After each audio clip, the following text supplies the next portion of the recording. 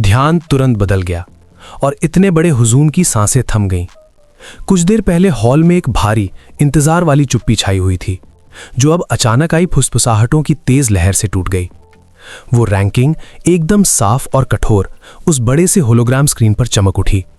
उस तेज रोशनी का असर सैकड़ों हैरान आंखों में दिखाई दिया। बोर्ड पर साफ दिख रहा था कि लगभग नामुमकिन काम हो गया है। 3 लोगों ने 10 से ज्यादा ताकतवर राक्षसों को मारने वाला स्कोर पार कर लिया था। एक जवान लड़की, जिसका चेहरा पीला पड़ गया था, उसने कांपते हाथ से अपना मुंह ढक लिया। उसके अविश्वास की आवाज एक पतली सी चीख के रूप में निकली। पागलपन है, ये सचमुच नामुमकिन है। आसपास के दर्शक, जो आमतौर पर शोरगुल करते थे, पूरी तरह से जम गए थे। सामने दिख रहे नतीजों की हकीकत से वे हैरान और भौचक्के थे। देखने वाली जगह के दूसरी तरफ नारंगी बालों वाले आदमी ने धीरे से चमकती हुई स्क्रीन की तरफ देखा। उसकी सांसें तेज और उथली हो गईं। जिस पल उसने वो नंबर देखे जो उसकी अपनी बुरी परफॉर्मेंस की पुष्टि कर रहे थे, उसका पूरा चेहरा जैसे अंदर की तरफ ढह गया। उसके चेहरे पर भयानक तकलीफदेह मायूसी छा गई। तभी एक तेज जोरदार चट की आवाज आसपास गूंज उठी, जो आम फुसफुसाहट से कहीं ज्यादा तेज थी। जुड़वा भाइयों में से एक की जबरदस्त पकड़ में दबे गुस्से की वजह से एक कांच का गिलास चकनाचूर हो गया था। कांच के टुकड़े और बचा हुआ पानी चिकनी फर्श पर हल्की धातु जैसी आवाज करते हुए फैल गए। लंबा भाई गुस्से से आंखें सिकोड़ कर देखने लगा। उससे एक काली खतरनाक ऊर्जा निकल रही थी और उसने धीमी गुस्से वाली दहाड़ में चिल्लाकर उस तथाकथित एलीट शिक्षा को कोसा जिसमें उन्होंने पैसा लगाया था। बेकार, सब कुछ बेकार है। दोनों भाइयों ने नारंगी बालों वाले आदमी की परफॉर्मेंस पर 10 लाख क्रेडिट्स की बड़ी बाजी लगाई थी, लेकिन वो पूरी तरह से नाकाम साबित हुआ, जो सबसे निचले दर्जे के सामान्य राक्षस के सामने भी बुरी तरह जूझ रहा था। आखिरी कड़वे विश्लेषण में वे सब कुछ हार चुके थे। छोटे जुड़वा भाई ने अपनी मुट्ठियां तब तक भींची जब तक उसकी बाहों की नसें रस्सी की तरह उभर नहीं आई। वो दबी आवाज में अपनी निराशा चिल्ला रहा था। ये एहसास उसे जोरदार थप्पड़ की तरह लगा। वे फिर से पैसे हारने वाले थे। उसने बड़े भाई की तरफ देखा, दांत पीसते हुए। उसकी आवाज पतली और सख्त थी। अगर ये बस किस्मत नहीं है तो वो नया आया हुआ, वो मामूली आदमी सचमुच में बहुत ज्यादा खतरनाक है। जिस किसी ने भी उस पर दाव लगाया है, उसने कड़वाहट से माना उसने सही फैसला किया है। उसी समय भगवान के वारिस का सबसे छोटा बेटा अपडेट हुई रैंकिंग को ठंडी नजरों से घूर रहा था। उसके आसपास की हवा मानो कई डिग्री ठंडी हो गई थी, जो उसके गुस्से को दर्शा रही थी। उसकी आंखें नई दूसरी रैंक पर टिकी थीं और वो शांत होकर बोला, हालांकि उसके शब्दों में तेजाब की धार थी। उसने माना कि उसने उम्मीद नहीं की थी कि कोई भी मामूली सा चुना हुआ व्यक्ति इतनी तेजी से ऊपर उठेगा और इतनी ऊंची जगह हासिल कर लेगा। उसका लहजा और तेज हो गया, साफ तौर पर ठंडा और तिरस्कारपूर्ण। मैं बस ये नहीं मान सकता कि जिस मामूली कीड़े को मैंने यूं ही चुन लिया था, वो असल में तीसरी जगह पर पहुंच गया है। उसके होठों पर एक मजाकिया मुस्कान आई। उसने जोड़ा, कीड़ों को कभी कम नहीं समझना चाहिए। मेरे पिता ने मुझे बचपन से ही ये बात सिखाई थी। पास ही में मोटा लड़का आखिरकार धीरे से अंदर ही अंदर मुस्कुराया। उसने एक लंबी आह भरी, जो गहरी थकी हुई बोरियत की आवाज थी, और शांत होकर कहा कि उसने तो अभी तक अपना दांव लगाया ही नहीं था। उसके लिए ये मौजूदा तमाशा, ये पूरी शिकार बहुत ज्यादा आसान था। इसमें कोई चुनौती ही नहीं थी। दूर अखाड़े के प्रोजेक्शन में जूझ रहे शिकारियों की तरफ उसकी निगाहें लापरवाही से घूम गईं और उसने साफ भारी बोरियत के साथ कहा, ऐसे खेलना उबाऊ है, सचमुच बहुत ही उबाऊ। सबसे छोटे बेटे ने सिर उठाया। उसकी आंखों में क्रूर दिलचस्पी की चमक थी। उसने मोटे लड़के से पूछा। उसकी आवाज में चुनौती थी। उस मोटे दिमाग में और कौन सा टेढ़ा विचार चल रहा है? उसकी तेज नजर उस लड़के पर टिकी थी। वो इंतजार कर रहा था। जवाब में मोटे लड़के की मुस्कान थोड़ी और फैल गई, जो थोड़ी अजीब लग रही थी। उसकी आवाज में एक अजीब सी मीठी धार आ गई, जिससे माहौल डरावना हो गया। मुझे लगता है कि मैं भी हिस्सा लेना चाहता हूँ। वो रुका, फिर अपना फैसला सुनाया। मैं खुद पर दांव लगाऊंगा। बोलते हुए उसने बिना किसी चेतावनी के अपने असिस्टेंट, एक घबराया हुआ उससे थोड़ा बड़ा आदमी, को कॉलर से पकड़ा और अपनी तरफ खींच लिया। असिस्टेंट ने अचानक दबी हुई सांस ली। मोटे लड़के ने उस आदमी को जोर से जलील किया और शरारती खुशी के साथ ऐलान किया कि टूर्नामेंट में उसका कुत्ता लेगा। उसका व्यवहार पूरी तरह से क्रूर और घिनौना था। वो एक इंसान को सिर्फ एक फालतू जानवर की तरह इस्तेमाल कर रहा था। दूसरी तरफ जुड़वा भाई, जो अपने नुकसान से उभर रहे थे, वे भी उतने ही ताने मारने वाले थे। एक ने मुंह बनाकर कहा कि असिस्टेंट को तो आशीर्वाद मिला है कि उसे ऐसी लड़ाई में जाने को मिला है। दूसरे भाई ने मॉनिटर की तरफ अपनी बीच की उंगली उठाई और नजदीकी नियम समझाया। नियमों के हिसाब से इस मैदान में सिर्फ एक समुद्र स्टार पर जागृत व्यक्ति ही हिस्सा ले सकता है। वो मोटा लड़का अपने दांत दिखाकर शिकारी की तरह हंस पड़ा।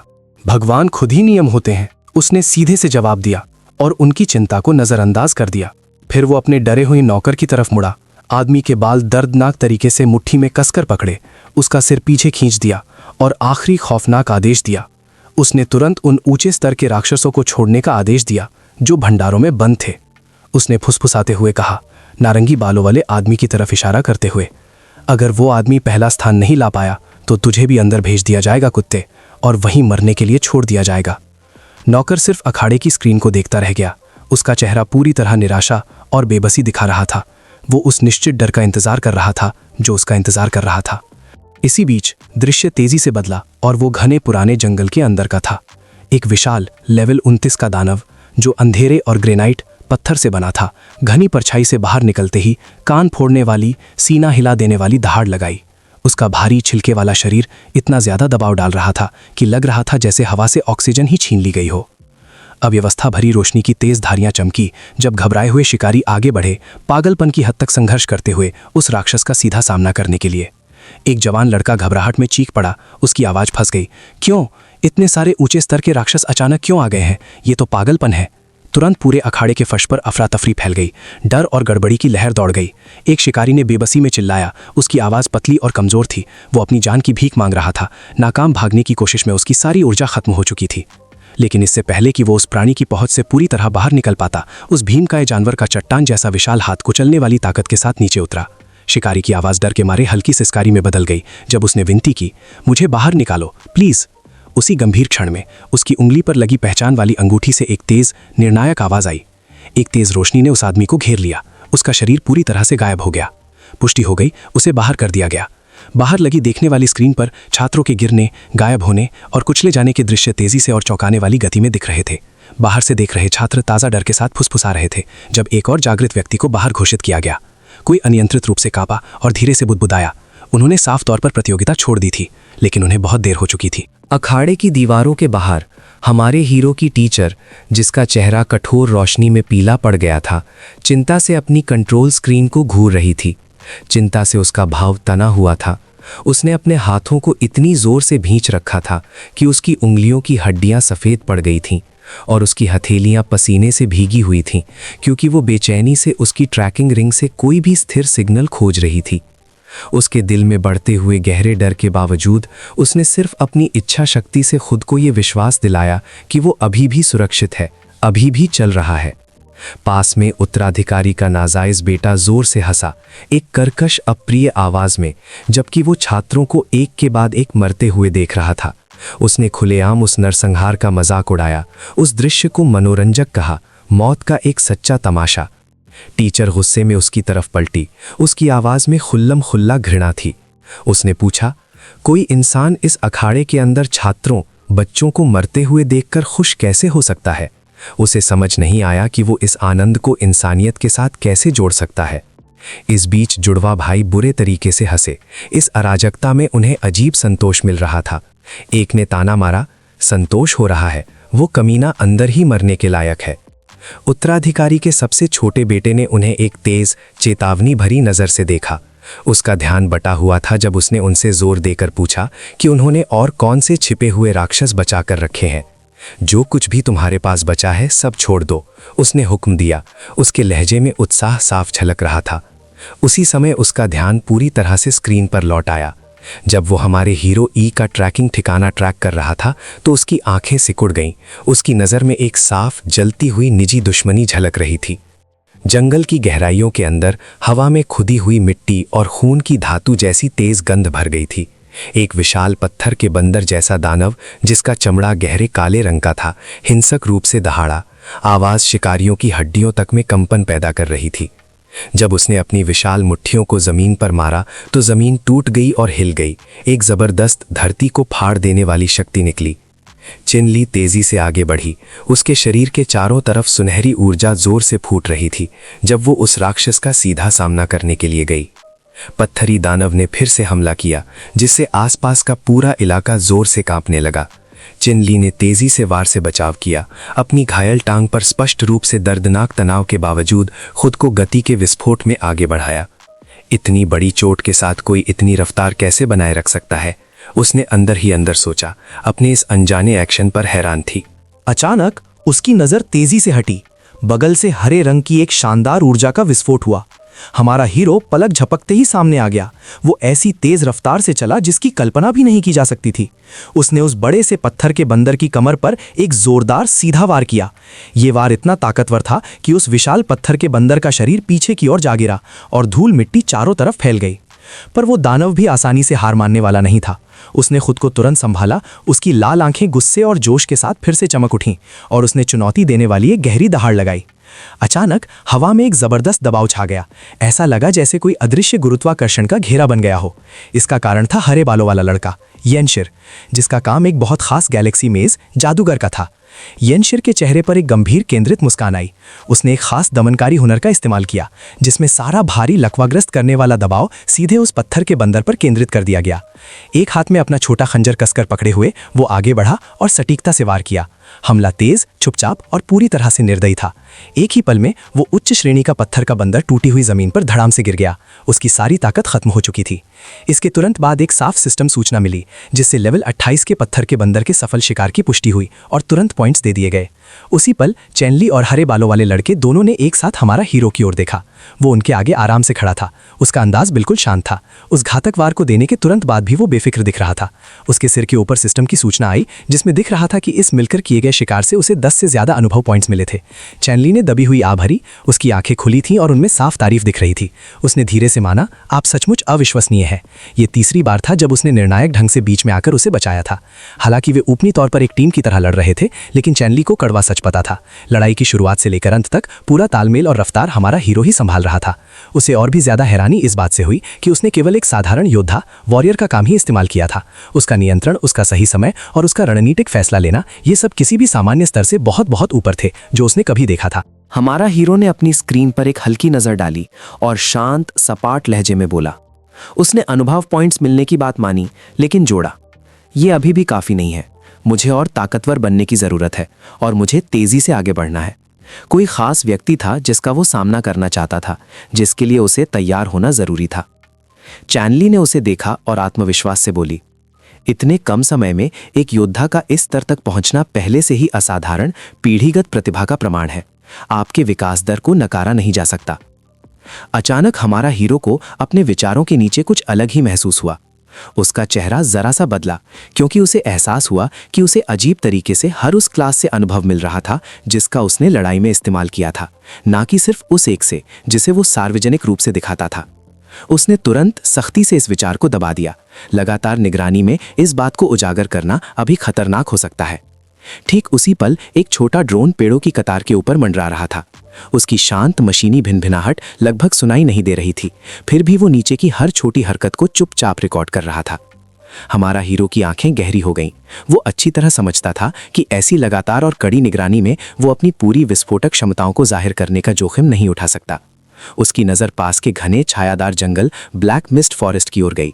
उसने धीरे से सांस छोड़ी और फुसफुसाया कि उसे एक ऐसी जगह चाहिए जहां वो बिना किसी रोक टोक के काम कर सके, एक ऐसी खाली जगह जहां वो आज़ादी से घूम सके। बिना किसी हिचकिचाहट के वो तेजी से आगे भागा। उस भयानक प्रवेश द्वार पर खड़े होकर उसने आगे की अंधेरी डरावनी गहराइयों की ओर देखा और अपने साथियों से निर्णायक रूप से कहा, हम ब्लैक मिस्ट फॉरेस्ट के गहरे केंद्र की ओर चलेंगे। इसी बीच हरे बालों वाले येनशिर ने आत्मविश्वास से कहा, हमारा तालमेल बहुत अच्छा काम कर रहा है हीरो, हम एक असरदार यूनिट है। फिर उसने लगातार बदलती हुई स्क्रीन की ओर देखा और कहा कि ऐसा लगता है कि पहले स्थान के लिए आखिरी मुकाबला सिर्फ उनके छोटे समूह के बीच ही तय होगा। चौथे स्थान की टीम पहले ही पॉइंट्स के मामले में हमसे बहुत पीछे छूट चुकी है। चैनली ने स्कोरबोर्ड पर ध्यान से देखा और एक धीमी राहत भरी सांस छोड़ी। ठीक उसी समय प्रतियोगिता के पूरे इलाके में अंदर और बाहर एक अचानक गहरी गड़गड़ाहट गूंजी। स्क्रीन पर नंबर फिर से तेजी से बदले और एक नए लड़के की रैंकिंग बिल्कुल चौंकाने वाली डरावनी रफ्तार से बढ़ने लगी। पलक झपकते ही वो 10वें स्थान से सीधे 8वें पर पहुंच गया। हमारा हीरो ने अपनी आंखें से कोड़ ली। हैरानी से उसकी शांति एक पल के लिए टूटी। उसने शांत भाव से कहा, कोई और है जिसकी रैंकिंग तेजी से बढ़ रही है। तभी वो लड़का जिसकी रैंकिंग इतनी अचानक बढ़ी थी मुख्य प्रसारण स्क्रीन पर दिखाई दिया। ये वही मोटा नौकर था, वही सहायक जिसे छोटे मालिक ने धमकी दी थी। और ये नज़ारा देखकर कई दर्शक एकदम शांत रह गए। हमारे मुख्य किरदार के मन में हैरानी और गहरी सावधानी पैदा हुई। ये कौन है? मैंने इसके बारे में पहले कभी नहीं सुना। वो सचमुच सोच रहा था कि इतना अनजान व्यक्ति अचानक प्रतियोगिता के बीच में कैसे आ गया, और उससे भी बड़ी बात, इतनी तेजी से रैंकिंग में ऊपर कैसे चढ़ गया। युद्ध के मैदान में उस मोटे लड़के ने घमंड से बात की। उसकी आवाज प्रसारण में गूंज रही थी। उसने कहा कि वो सिर्फ राक्षसों को मारकर मजा ले रहा है। अब पता चला कि वो एक क्लास पी क्लाउड योद्धा था। उसका पूरा शरीर मोटी नुकीली भारी कवच से ढका हुआ था, ऐसा कवच जो उसे एक दम घोटने वाले खोल की तरह लग रहा था और एक अजीब धातुई ताकत बिखेर रहा था। हेलमेट के छेदों से दिख रही उसकी आंखें लगभग पागलपन भरी लग रही थीं जब उसने अपना सिर उठाया।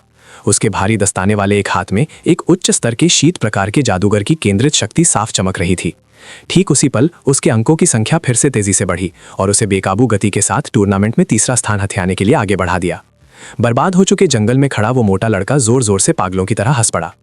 पास ही ईश्वर वंश के उत्तराधिकारी का बेटा घमंड से खड़ा हुआ। उसने कड़ी उंगली से उस स्क्रीन की तरफ इशारा किया जहां अब नौकर की रैंकिंग दिख रही थी। उसने भीड़ से कहा, उसकी आवाज में अधिकार का भाव था, वो लड़का मेरा नौकर है। उस आदमी ने हंसते हुए आवाज निकाली। उसकी आवाज कमरे की तनाव भरी चुप्पी में हल्की सी कर्कश लगी। उसने खुले तौर पर सबका मजाक उड़ाया। उसकी आवाज में बेवजह का घमंड था। उसने जोर जोर से डींग मारी कि उसकी रैंकिंग पहले ही उस तथाकथित नए टैलेंट से आगे निकल चुकी है। एक जहरीली मुस्कान के साथ जिससे उसके चेहरे के हाव भाव बिगड़ गए, उसने दावा किया कि दूसरों द्वारा चुने गए प्रतियोगी कोई खास नहीं थे, बस बलि के बकरे थे, और पूरे कमरे को पूरे भरोसे के साथ बताया कि इस बार पहली जगह सिर्फ उसी की होगी। इससे पहले कि वो कर्कश शोर पूरी तरह शांत होता, एक तेज लगभग धातु जैसी आवाज उस घुटन भरी हवा को चीरती हुई आई। ये आवाज जुड़वा भाइयों में से एक की थी, जिसने ठंडे मजाक के लहजे में कहा कि किसी दूसरे के बदले किसी धन्य व्यक्ति को भाग लेने देना और कुछ नहीं, बस खुले तौर पर धोखा देने की कोशिश है। दूसरा जुड़वा आराम से पीछे झुककर धीरे से हंसा। उसने आसानी से जवाब दिया कि अगर कुछ हुआ है तो इससे चीजें अनंत गुना ज्यादा मजेदार हो गई हैं, और फिर लापरवाही से पूछा कि क्या वहां मौजूद किसी ने कभी ऐसी रणनीति के कारण सच में कोई शर्त हारी है। ठीक इसी पल सबसे छोटा उत्तराधिकारी, जो चुपचाप सब देख रहा था, आखिरकार हिला। उसने धीरे से अपनी आंखें सिकोड़ी। उसके चेहरे पर एक परछाई आई और उसने निराशा में एक शांत, लगभग अनसुनी सांस छोड़ी। उसने शांति से बात की। उसकी आवाज़ बढ़ते तनाव को काट रही थी। उसने सीधे कहा कि अगर सब लोग दाव बढ़ाने के लिए इतने उत्सुक हैं तो वे ऐसा करने के लिए पूरी तरह आज़ाद हैं, और अगर उन्हें ज़रूरत महसूस हो तो वे अपने तय किए गए प्रतिनिधि भी बदल सकते हैं। उसके शब्दों ने तुरंत बाकी बचे सबका ध्यान खींच लिया, जिससे फुसफुसाहट पूरी तरह बंद हो गई। फिर उसने बड़ी निगरानी स्क्रीन पर अपनी नज़रें टिका दी। जंगल के बदलते दृश्य उसकी आंखों में झलक रहे थे, और उसने फिर बात की, ठंडक से घोषणा की कि वो मौजूदा दाव में और 100 मिलियन 10 करोड़ जोड़ देगा। उसकी नज़र अब तेज थी और पूरी तरह स्थिर थी। जब उसने चुनौती दी, उसने पूछा कि क्या किसी में हिम्मत है कि वो उस क्षेत्र में उसका पीछा करे। पूरे इलाके में तुरंत एक भारी दम घोट देने वाली चुप्पी छा गई। जुड़वा भाइयों ने साफ तौर पर चौंक कर एक दूसरे को देखा। पास ही मौजूद एक छोटे कुलीन व्यक्ति ने बेकाबू होकर कांपते हुए कहा कि क्या उत्तराधिकारी पूरी तरह से पागल हो गया है। उसने घबराते हुए कहा कि आज उसका शांत स्वभाव पूरी तरह से खतरनाक हद तक अलग है। दूसरे जुड़वा भाई ने जल्दी से खुद को संभाला और तेज आवाज में टिप्पणी की कि 100 मिलियन 10 करोड़ कुछ छोटे घरों के लिए पूरे एक हफ्ते के नजराने के बराबर है, और इतनी बड़ी रकम को यूं ही फेंक देना कोई छोटी बात नहीं है। हालांकि उस मोटे छोटे मालिक ने सिर पीछे करके जोर से हंसकर प्रतिक्रिया दी, एक गूंजती हुई भारी हंसी जो पत्थर की दीवारों से टकराकर वापस आ रही थी। उसने घमंड से ऐलान किया कि गैक सबसे वफादार और बेरहमी से कुशल नौकर था जिसे उसने आज तक पाला था। चूंकि दूसरे लोग बेकार चीजों पर अपनी किस्मत लुटाने के लिए इतनी बेवकूफ़ी से उत्सुक थे, इसलिए वो खुशी खुशी उनकी आने वाली हार को स्वीकार करेगा। उसने उत्तराधिकारी के लहजे की नकल करते हुए घोषणा की कि वो भी अपना दांव बढ़ाएगा और अपना सब कुछ पूरी तरह से अपने नौकर गैक पर लगाएगा। साथ ही उसने बे जैसे एक साधारण छात्र पर दांव लगाने के दयनीय विचार का मजाक भी उड़ाया। इसी बीच मोटे मालिक की आंखें अचानक फिर से तेज हो गईं, क्योंकि उसकी निगाहें स्क्रीन पर वापस आ गईं, जो उसके विशाल नौकर की छवि पर टिकी थीं। उसने बात की, इस बार एकदम ठंडे, सोचने वाले अंदाज में। उसने कहा कि ये सारा शोर शराबा करने का आखिरी मकसद सिर्फ ये है कि हर किसी की पहला स्थान पाने की तीव्र इच्छा को उसकी आखिरी हद तक ढकेल दिया जाए, और उसकी नज़र पल भर के लिए मगर ध्यान से अपने नौकर के बड़े शरीर पर ठहर गई। सुरक्षा कर्मचारियों ने छोटा सा सिर हिलाकर उसकी नई शर्तों को मान लिया। इसके तुरंत बाद एक मजबूत गूंजने वाली घोषणा जो छुपाए हुए स्पीकर से तेज की गई थी, उस घने बड़े जंगल में गूंज उठी। शिकार टूर्नामेंट का आखिरी तेज चरण अब शुरू हो चुका था। सभी शिकारी आवाज और लहजे में अचानक आए बदलाव से चौंककर तुरंत ध्यान देने लगे।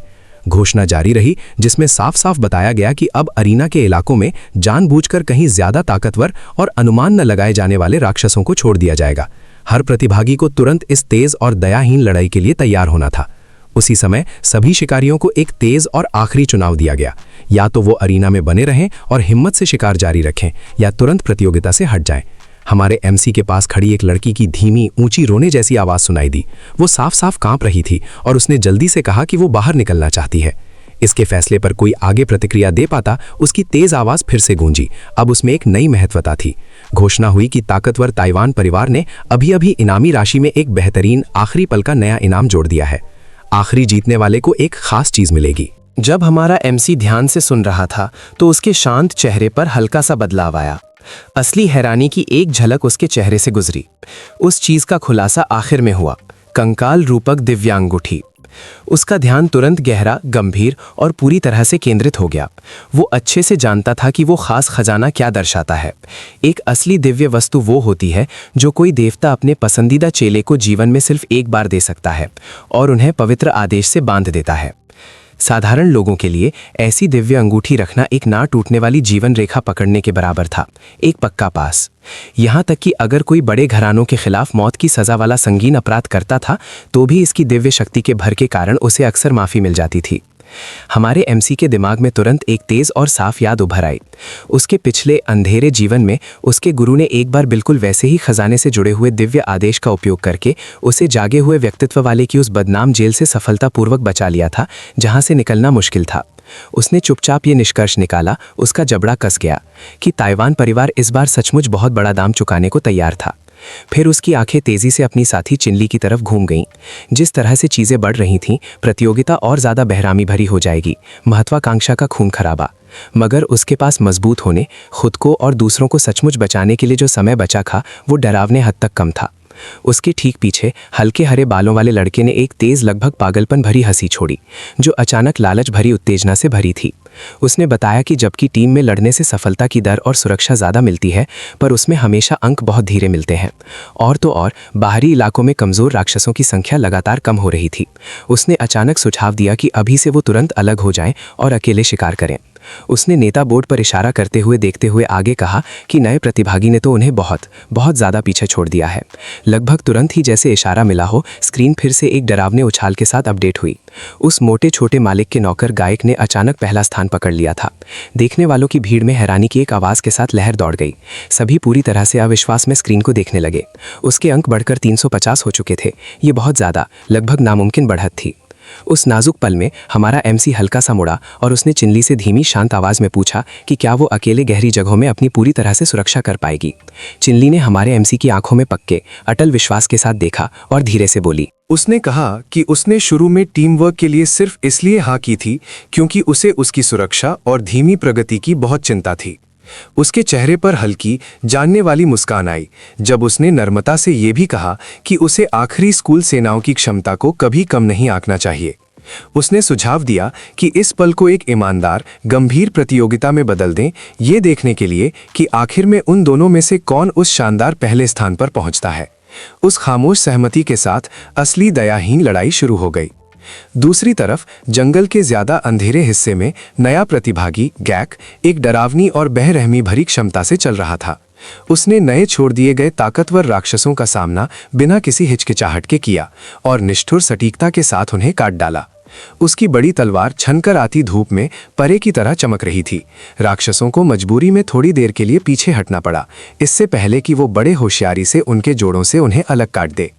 गीली जमीन पर ओजोन और गर्म धातु जैसे खून की खुशबू फटी हुई पत्तियों के साथ मिल रही थी। एक के बाद एक ताकतवर राक्षस उसके सामने चुपचाप गिरते जा रहे थे। उसके दिमाग में गैक को उस गोल मटोल छोटे मालिक की कड़ी और साफ चेतावनी बार बार याद आ रही थी। अगर वो पहली जगह नहीं रख पाया तो उसकी न सिर्फ बेइज्जती होगी बल्कि वो उसी जंगल में धीरे धीरे और बहुत दर्द से मर जाएगा।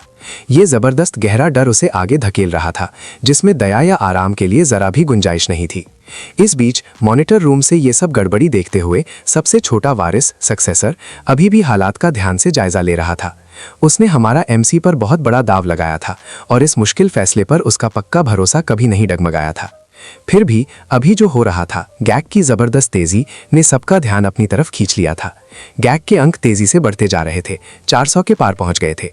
वो गोल मटोल छोटा मालिक और ज्यादा खुश होता गया, जोर जोर से ठहाके लगा रहा था और शेखी बघार रहा था कि उसने एक बहुत ही असरदार और वफादार शिकारी कुत्ता तैयार कर लिया है। उसने सबसे छोटे वारिस का खूब मजाक उड़ाया, दावा किया कि उसकी हैसियत और बड़ी ताकत होने के बावजूद उसके पास ज्ञानिक जैसा आधा भी ताकतवर या भरोसेमंद सेवक नहीं है। आखिर में एक और ताना मारते हुए उसने फिर से हमारा एमसी के चुनाव का मजाक उड़ाया, उसे बेकार और हारा हुआ बताया। उसकी भद्दी हंसी पूरे कमरे में गूंजती रही जब तक कि हमारा एमसी का इलाका दिखाने वाली स्क्रीन अचानक जोर से नहीं चमकने लगी। डिस्प्ले पैनल पर परछाइयां थोड़ी सी हिलने लगीं। हमारा एमसी की तस्वीर धुंधली हो गई, एक पल के लिए जैसे कोई भूत, और अगले ही पल वो लाइव स्ट्रीम से पूरी तरह से गायब हो गया। दर्शकों के पूरे समूह में तुरंत ही सदमे की एक साफ लहर फैल गई। सबसे छोटे वारिस ने तुरंत भौहें चढ़ाईं और सख्ती से पूछा कि अभी अभी क्या हुआ। वो गोलमटोल छोटा मालिक पूरी तरह जम गया था। उसके फूले हुए चेहरे पर साफ साफ दिख रहा था कि उसे यकीन नहीं हो रहा। वो चिल्लाकर पूछ रहा था कि लाइव प्रसारण अचानक क्यों बंद हो गया, और मांग रहा था कि उस खूनी जंगल में कौन सी रहस्यमयी घटना चल रही है। हमारा एमसी के अचानक और असंभव तरीके से गायब होने ने उसे सचमुच सदमे में डाल दिया था। हालांकि सबसे छोटे वारिस ने आखिरकार अपनी आंखें एक बार फिर छोटी कर ली। उसके होठों पर एक हल्की, लगभग छिपी हुई मुस्कान आई और उसने धीरे से कहा कि अब सचमुच समय आ गया है। उसकी नज़र पहनी हो गई। वो पूरी तरह से हमारा एमसी के बारे में सोचने लगा। वो सोच रहा था कि हमारा एमसी कौन सी ज़बरदस्त अनजानी ताकत इतने ध्यान से छुपा रहा था, और अब उस पौराणिक दैवी वस्तु को हासिल करने के लिए वो कौन सी जटिल और खतरनाक रणनीति तैयार कर रहा है।